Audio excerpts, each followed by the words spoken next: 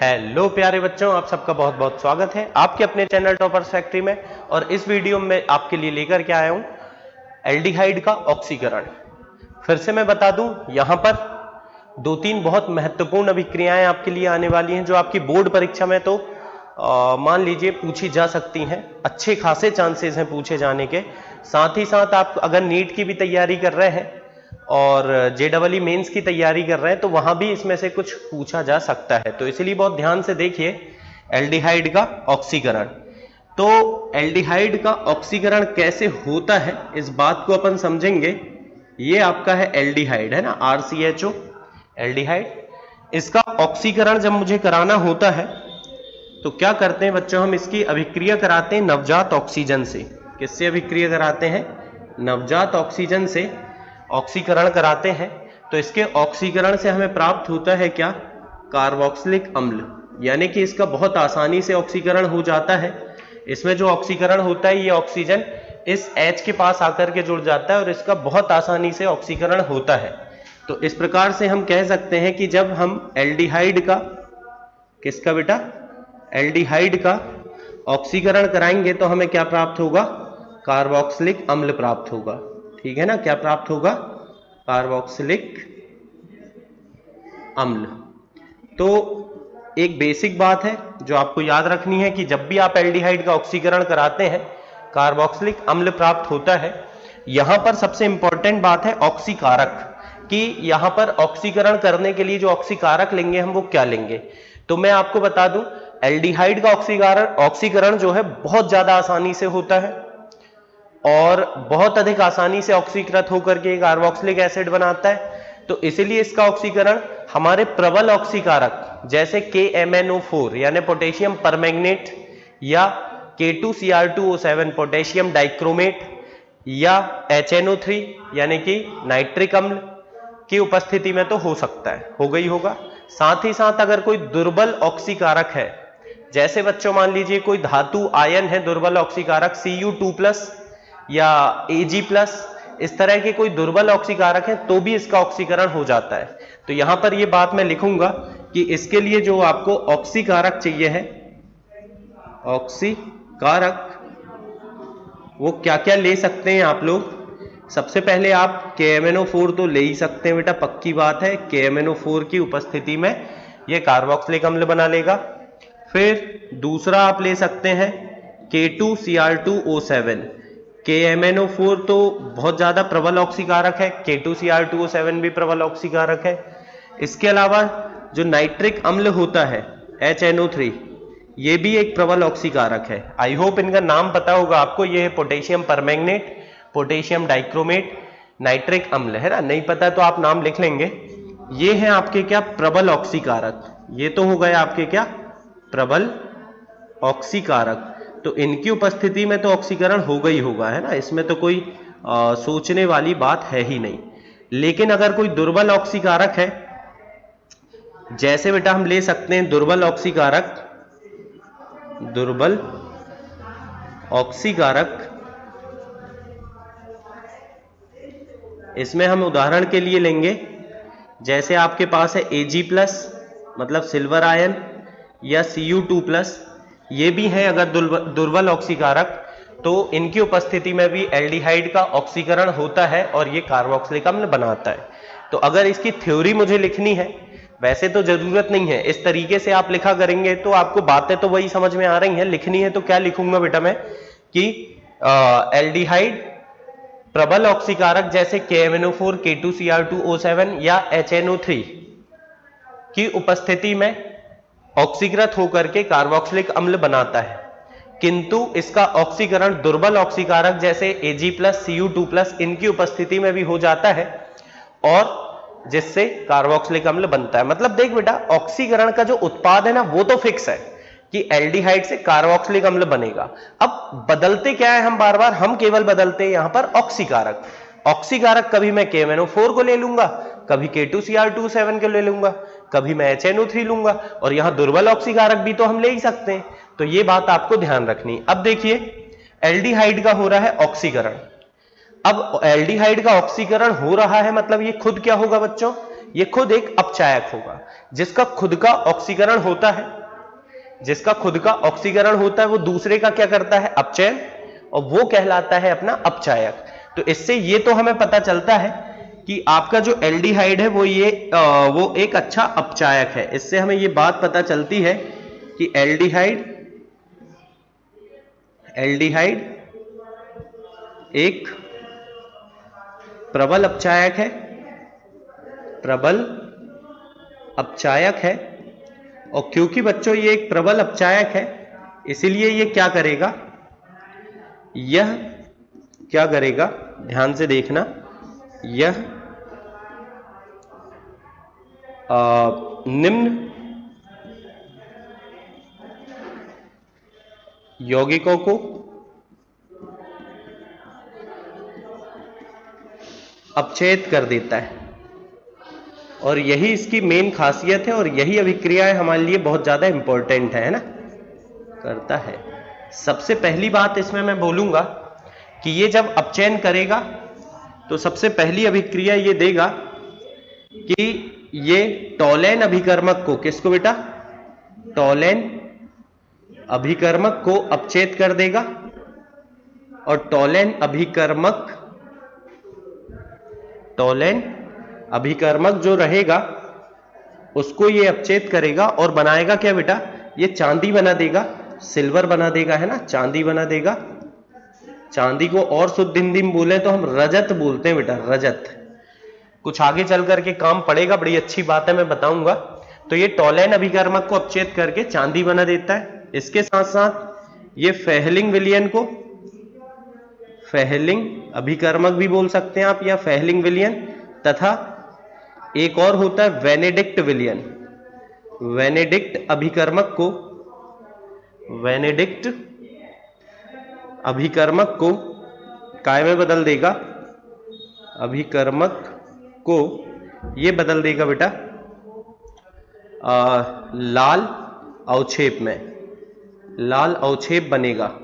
तो जो अवक्षेप होगा वो किसका होगा? याद रखना आप, Cu2O यानी कि क्यूप्रस ऑक्साइड। किसका होगा? Cu2O। नाम इसका आपको पता होगा बच्चों, इसको हम बोलते हैं क्या?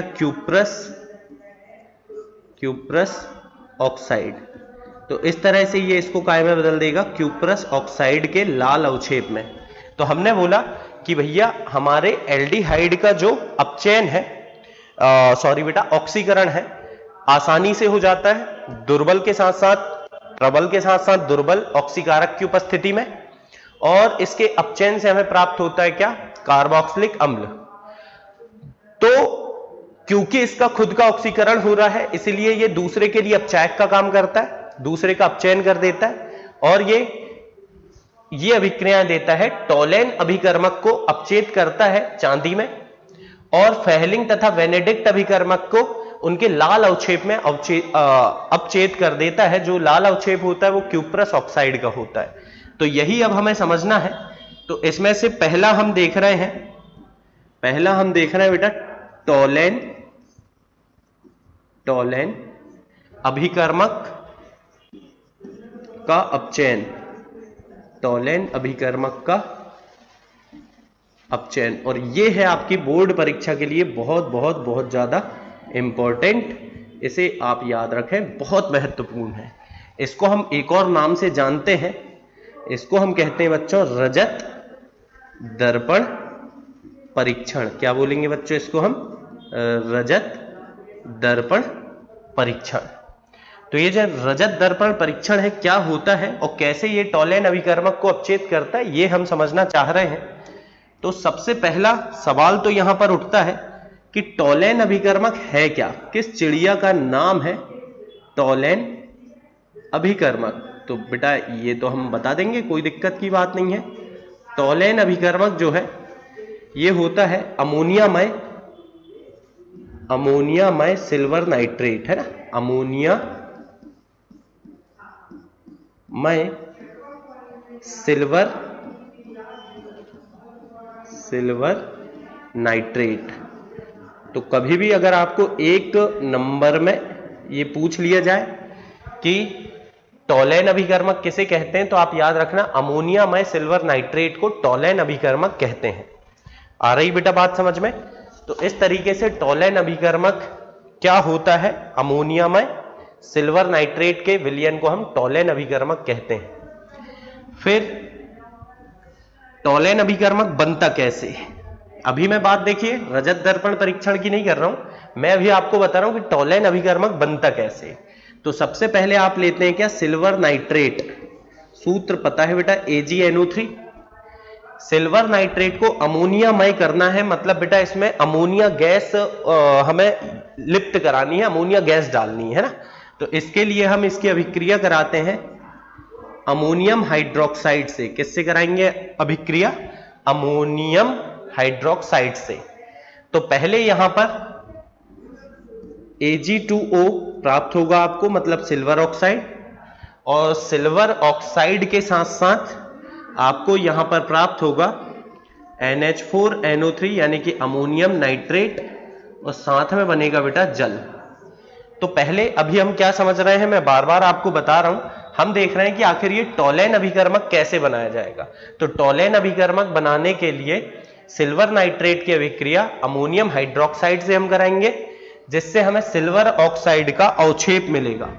अब ये अवक्षेप बेटा आई होप आपको पता होगा, अवक्षेप को इस चिन्ह से प्रदर्शित करते हैं। अवक्षेप किसे कहते हैं, जो विलयन में नीचे इकट्ठा हो जाता है, विलयन में बेटा मिक्स नहीं होता है, ये नीचे डिपॉजिट हो जाता है, नीचे इकट्ठा हो जाता है, उसे हम बोलते हैं क्या, अवक्षेप। ये जो अवक्षेप होता है ये आपका ग्रे कलर का होता है बेटा, कैसा, ग्रे कलर का, है ना। तो ग्रे कलर का होगा, ध्यान रखना ग्रे कलर का होगा। तो अब ये ग्रे कलर को आप और क्या कहते हैं बेटा, देख लेंगे अब आप, मैंने बता दिया ग्रे कलर आप जानते हैं, वैसे हिंदी में क्या कहते हैं देख लेना अब आप, है ना। तो ग्रे कलर का होगा। अब इसमें जो सिल्वर ऑक्साइड मिला, इसकी वापस अभिक्रिया कराएंगे हम अमोनियम हाइड्रोक्साइड से, ठीक है ना। ये जो हमें सिल्वर ऑक्साइड मिला बेटा, इसकी हम वापस अभिक्रिया कराएंगे अमोनियम हाइड्रोक्साइड से। तो यहां पर एक संकुल बनेगा, क्या बनेगा बेटा, एक संकुल यौगिक बनेगा। इस संकुल में सिल्वर होगा, और साथ में सिल्वर जो होगा ये तो केंद्रीय धातु परमाणु की तरह होगा, और अमोनिया जो होगा ये आपका लिगेंड की तरह कार्य करेगा, जबकि OH- आपका बाहर होगा। इस तरह से ये जो यौगिक प्राप्त होगा यही है मेरा क्या, टोलेन अभिकर्मक। अगर आपसे कोई टोलेन अभिकर्मक का सूत्र पूछेगा तो आप यही सूत्र लिख करके आएंगे। तो इस प्रकार से आपको क्या प्राप्त होता है बच्चों, टोलेन अभिकर्मक, ठीक है ना। तो ध्यान से फिर से समझें, टोलेन अभिकर्मक क्या है, अमोनिया में सिल्वर नाइट्रेट के विलयन को टोलेन अभिकर्मक कहा जाता है। टोलेन अभिकर्मक बनाने के लिए सिल्वर नाइट्रेट का एक और नाम है बेटा, ऐसे ही नॉलेज के लिए बता रहा हूं, इसको लूनर कास्टिक कहते हैं। क्या कहते हैं, लूनर कास्टिक। तो लूनर कास्टिक यानी सिल्वर नाइट्रेट की अभिक्रिया हम अमोनियम हाइड्रोक्साइड से कराएंगे, जिससे हमें सिल्वर ऑक्साइड का ग्रे कलर का अवक्षेप प्राप्त होगा, और इस सिल्वर ऑक्साइड का हम वापस अमोनियम हाइड्रोक्साइड से अभिक्रिया कराएंगे तो हमें टोलेन अभिकर्मक प्राप्त हो जाएगा। अब इसमें साथ में बेटा जल तो बनेगा ही सह उत्पाद के रूप में, है ना। तो ये है आपका टोलेन अभिकर्मक। जब भी मैं बोलूं कि टोलेन अभिकर्मक से अभिक्रिया कराना है तो आप इससे कराएंगे, ठीक है। तो इसको आप करिए नोट, फिर हम थोड़ा आगे कंटिन्यू करते हैं। हाँ, तो चलिए फिर ये था अपना टोलेन अभिकर्मक। अब आगे बढ़ते हैं बच्चों अपन, और बात करते हैं यहां पर कि टोलेन अभिकर्मक कैसे एल्डिहाइड से अभिक्रिया करेगा। तो यही है हमारा रजत दर्पण परीक्षण। एल्डिहाइड लिया हमने, एल्डिहाइड तो आप जानते ही हैं बेटा, RCHO। इसकी अभिक्रिया हमने कराई टोलेन अभिकर्मक से। ये एक संकुल यौगिक है टोलेन अभिकर्मक। इस तरह से टोलेन अभिकर्मक से हमें क्या करानी है, इसकी अभिक्रिया करानी है। तो इस अभिक्रिया से सबसे पहले तो जैसा कि हमने देखा कि इसमें जो Ag+ है वो इसका ऑक्सीकरण करेगा, तो ऑक्सीकरण होगा, और एल्डिहाइड के ऑक्सीकरण से क्या बनता है ये तो हमने पहले ही देख लिया है। इसके ऑक्सीकरण से बनता है क्या, कार्बोक्सिलिक एसिड। तो कार्बोक्सिलिक अम्ल प्राप्त हो जाएगा। साथ में जो सिल्वर है ये बेटा सिल्वर के रूप में ही अवक्षेप बना लेगी, यानी सिल्वर धातु के रूप में ये इकट्ठा हो जाएगा, मतलब हमें सिल्वर प्राप्त होगी, है ना। और साथ में फिर अमोनिया गैस अलग निकल जाएगी और जल अलग बन जाएगा। इस तरह से ये अभिक्रिया होती है। आई होप बेटा आपको समझ में बात आ गई होगी, है ना। देखते हैं हम क्या हो रहा है यहां पर। सबसे पहले हमने देखा टॉलेन अभिकर्मक के साथ जब अभिक्रिया होगी तो टॉलेन अभिकर्मक आपका एक दुर्बल ऑक्सीकारक है। तो ये दुर्बल ऑक्सीकारक एल्डिहाइड को ऑक्सीकृत करेगा कार्बोक्सिलिक अम्ल में, और साथ में यहां पर जो चांदी होगी, चांदी जो होगी बेटा ये आपकी चांदी है, इसे हम रजत भी कहते हैं, है ना। तो चांदी होगी जैसे हम रजत भी कहते हैं शुद्ध हिंदी में, तो ये प्राप्त होगी। अब देखिए जब मैं ये अभिक्रिया करा रहा होऊंगा तो क्या होगा कि जब मैं इस रासायनिक अभिक्रिया को एक कांच के बर्तन में कराता हूं, कांच के पात्र में कराता हूं, तो जो चांदी एकत्रित होती, चांदी जो बनती है वो उस पात्र की आसपास की दीवारों में, अंदर की दीवारों में इकट्ठी हो जाती है।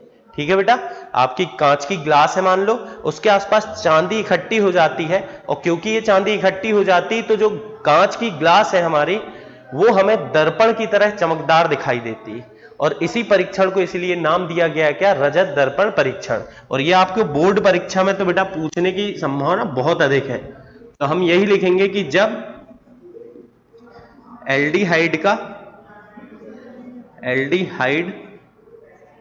का ऑक्सीकरण, एल्डिहाइड का ऑक्सीकरण किसके साथ करते हैं बेटा अपन, टॉलेन अभिकर्मक के साथ किया जाता है, टॉलेन अभिकर्मक के साथ किया जाता है,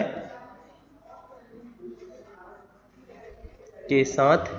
अच्छा, कैसे पात्र में किया जाता है बेटा, कांच के पात्र में किया जाता है, कांच के पात्र में किया जाता है।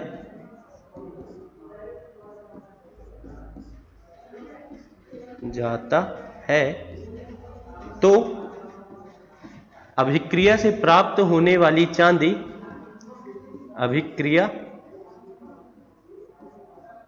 से प्राप्त चांदी क्या होगी बेटा, कांच के पात्र की दीवारों में एकत्रित हो जाती है, कांच के पात्र की दीवारों में, पात्र की दीवारों में एकत्रित हो जाती है, एकत्रित हो जाती है। ठीक है, तथा कांच का पात्र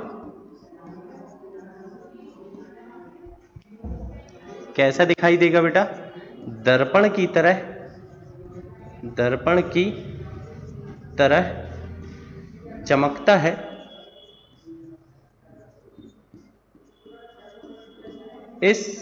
इसीलिए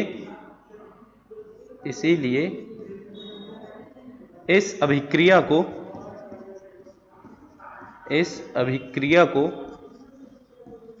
रजत दर्पण परीक्षण कहते हैं, रजत दर्पण परीक्षण कहते हैं। तो ये एक बहुत महत्वपूर्ण अभिक्रिया है, आपके बोर्ड परीक्षा में बेटा अगर पूछ ली जाए तो अब मुझे पूरा भरोसा है कि आप लोगों से बन जाएगी। सबसे पहले यहां पर हमने क्या क्या समझा, टॉलेन अभिकर्मक क्या होता है, अमोनियम या सिल्वर नाइट्रेट के विलयन को टॉलेन अभिकर्मक कहते हैं। तथा जब एल्डिहाइड का ऑक्सीकरण टॉलेन अभिकर्मक के साथ कराया जाता है तो टॉलेन अभिकर्मक के अपचयन से प्राप्त चांदी कांच के पात्र की दीवारों के आसपास एकत्रित हो जाती है तथा दर्पण के रूप में चमकती है। इसीलिए इस अभिक्रिया को हम रजत दर्पण परीक्षण कहते हैं। अब और भी छोटे छोटे प्रश्न इससे बनते हैं कि रजत दर्पण परीक्षण कौन से यौगिक देते हैं। तो ध्यान रखना बेटा, सभी सारे के सारे एल्डिहाइड, सभी एल्डिहाइड कौन कौन से, एलिफेटिक भी हो सकते हैं, मतलब खुली श्रृंखला वाले एलिफेटिक, तथा एरोमेटिक मतलब बेंजीन वाले, है ना, तथा एरोमेटिक, एलिफेटिक तथा एरोमेटिक, एलिफेटिक तथा एरोमेटिक एल्डिहाइड,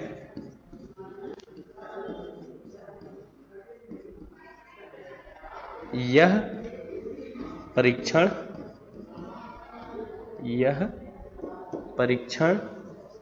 देते हैं।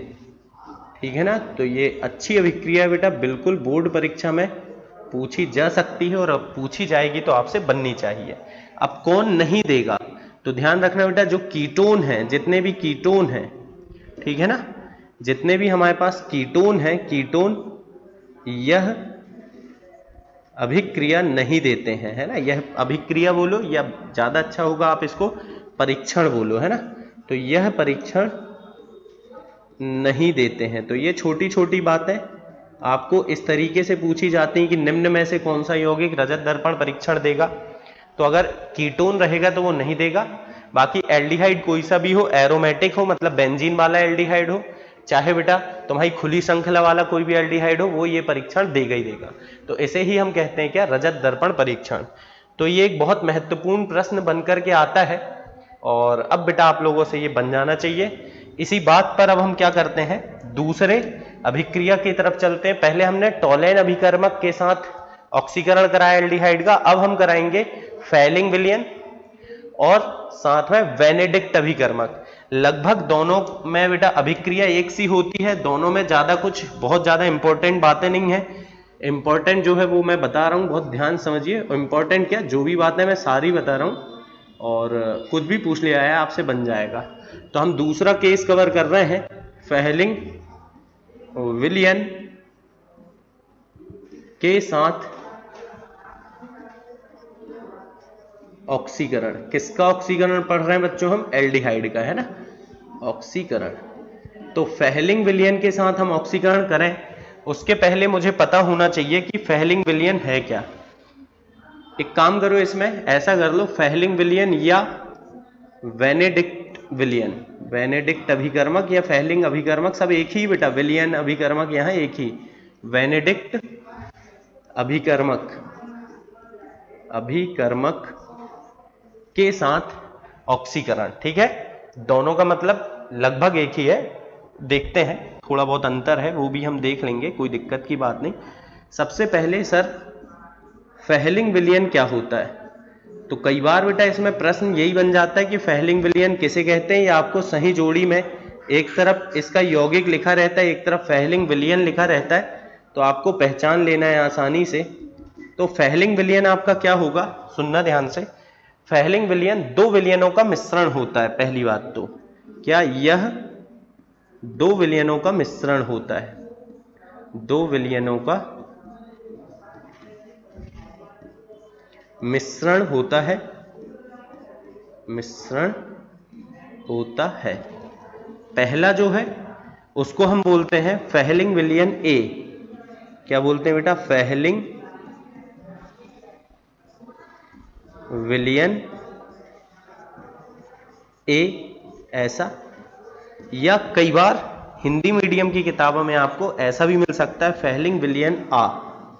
बात एक ही है बेटा, आ बा या ए और बी, है ना। तो फेलिंग विलयन ए किसे कहते हैं हम ध्यान से देखेंगे, जो आपके कॉपर सल्फेट का जलीय विलयन होता है CuSO4। CuSO4 का नाम क्या है बच्चों, कॉपर सल्फेट, है ना। तो कॉपर सल्फेट के जलीय विलयन को हम फेलिंग ए बोलते हैं। कॉपर सल्फेट के जलीय विलयन को क्या बोलेंगे बेटा हम, फेलिंग ए। वहीं फेलिंग बी होगा, दूसरा होता है फेलिंग बी। तो फेलिंग विलयन बा, ठीक है ना। ये फेलिंग बा या बी सब एक ही है बेटा, बा बी यहां एक ही, हिंदी में बा, अंग्रेजी में बी। तो ये महत्वपूर्ण है। ये क्या है बेटा, ध्यान सुनना, जो फेलिंग विलयन बा है वो है अम्लीय रोसेल लवण का अम्लीय विलयन। क्या बोला बेटा मैंने, रोसेल लवण, रोसेल, इसको थोड़ा सही लिखते हैं अपन, रोसेल नहीं बेटा, रोसेल लवण का अम्लीय विलयन, अम्लीय विलयन। तो ये रोसेल लवण का अम्लीय विलयन होता है। रोसेल लवण क्या है थोड़ा ये भी मैं आपको बता ही देता हूं जब इतनी बातें हम कर रहे हैं। रोसेल लवण कोई इंपॉर्टेंट है नहीं, याद रखना हो रख लीजिए, नहीं रखना कोई बुराई की बात नहीं है। तो ये होता है बेटा सोडियम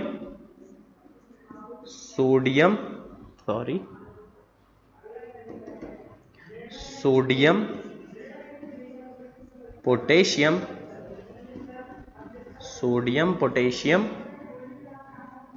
टार्ट्रेट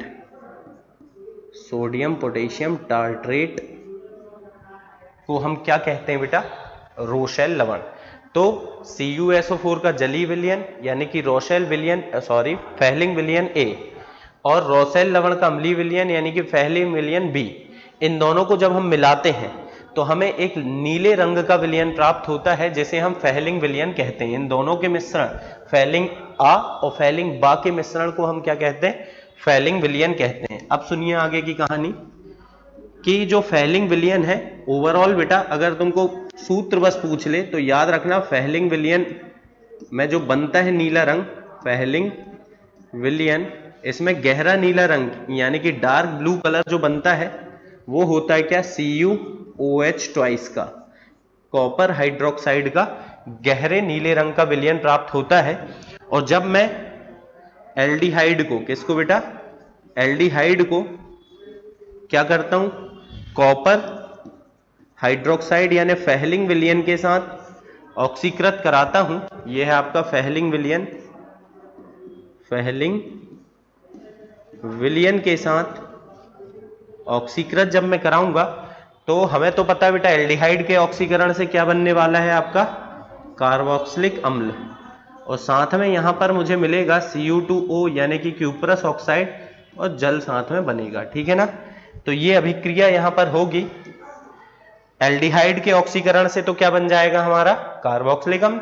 और जो कॉपर है वो कॉपर ऑक्साइड का लाल रंग का अवक्षेप बनाएगा, ठीक है ना, लाल रंग का अवक्षेप, मतलब नीचे की सतह में लाल रंग आपको दिखाई देगा। तो इस तरह से ये क्या करता है? एल्डिहाइड फेहलिंग विलयन को लाल रंग के अवक्षेप में बदल देता है, फेहलिंग विलयन को क्यूप्रस ऑक्साइड के लाल रंग के विलयन में बदल देता है। तो ये होती है इसकी अभिक्रिया। अब ऐसे ही इसकी अभिक्रिया हम करा सकते हैं किसमें? ऐसे ही हम अभिक्रिया करा सकते हैं, तीसरे नंबर की अभिक्रिया है, किसके साथ करा रहा है? वेनेडिक्ट। मतलब उसी में बेटा B पॉइंट डाल के लिख लो आप, तो है ना, A ये हो गया, B क्या हो गया? वेनेडिक्ट अभिकर्मक के साथ अभिक्रिया, अभिकर्मक के साथ अभिक्रिया, या आप लिखो ऑक्सीकरण, है ना। देखिए ये ऑक्सीकरण अभिक्रिया याद नहीं करना है आपको, इसका रिजल्ट याद करना है कि रिजल्ट हमें क्या मिला। तो सबसे पहली और इंपॉर्टेंट चीज जो है कि भैया बेनेडिक्ट अभिकर्मक होता क्या है, ठीक है ना। बेनेडिक्ट अभिकर्मक हम किसे कहते हैं? सबसे पहली बात तो ये निकल के आती। तो बच्चों बेनेडिक्ट अभिकर्मक आपका होगा, बेनेडिक्ट अभिकर्मक किसे कहेंगे हम? तो जैसे हमने अभी फेहलिंग विलयन लिए थे लगभग वैसे ही होता है ना, लेकिन वहां सोडियम पोटेशियम टार्ट्रेट की जगह सोडियम पोटेशियम साइट्रेट होता है। तो ध्यान रखना CuSO4 के जलीय विलयन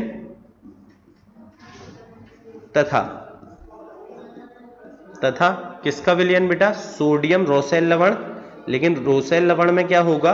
सोडियम पोटेशियम टार्ट्रेट की जगह सोडियम पोटेशियम साइट्रेट लूंगा मैं। क्या लूंगा बेटा? साइट्रेट। मतलब यहां साइट्रेट आयन का अपन उपयोग करेंगे। बहुत ज्यादा दिमाग ना लगाएं, बस बेटा इनको थोड़ा ध्यान रखें कि बेनेडिक्ट अभिकर्मक क्या है? CuSO4 का जलीय विलयन और साथ ही साथ सोडियम पोटेशियम टार्ट्रेट का विलयन, है ना। तो ये भी अगर इसका ओवरऑल सूत्र देखें तो वही होगा CuOH। और अगर मैं अपने एल्डिहाइड को, किसको बच्चों? एल्डिहाइड को किसके साथ लेता हूं? हमारे बेनेडिक्ट अभिकर्मक के साथ लेता हूं, तो अभिक्रिया जैसी फेहलिंग में हुई थी वही होगी। एल्डिहाइड के ऑक्सीकरण से तो बनने वाला है कार्बोक्सिलिक अम्ल और साथ में साथ में बनेगा क्यूप्रस ऑक्साइड। क्या बनेगा बच्चों? क्यूप्रस ऑक्साइड के लाल रंग का अवक्षेप, ठीक है ना, लाल रंग का अवक्षेप या लाल अवक्षेप लिख लें आप सीधे सीधे, बात एक ही बेटा, कहानियां एक ही है ना। तो इस तरह से कुल मिलाकर के हमने बहुत सारी बातें करनी है इस वीडियो में। सबसे पहले हमने देखा एल्डिहाइड का ऑक्सीकरण क्या होता है और कैसे ये टॉलेन अभिकर्मक को, फेलिंग विलयन को और बेटा बेनेडिक्ट अभिकर्मक को अपचेत करता है, जिसमें सबसे ज्यादा इंपॉर्टेंट है आपके टॉलेन अभिकर्मक, फेलिंग विलयन और बेनेडिक्ट अभिकर्मक के सूत्र बेटा, मतलब ये कौन होते हैं, आपको पूछ ले बेनेडिक्ट अभिकर्मक क्या है, फेलिंग अभिकर्मक क्या है या टॉलेन अभिकर्मक क्या है, बिल्कुल पूछा जा सकता है बोर्ड में भी और नीट में भी, है ना। तो इसलिए याद कर लें। दूसरा आपको रजत दर्पण परीक्षण इससे बहुत महत्वपूर्ण होता है ना। तो इतनी कहानियां आप अच्छे से पढ़ लीजिए, फिर हम मिलेंगे नेक्स्ट वीडियो में किसी और नए टॉपिक के साथ।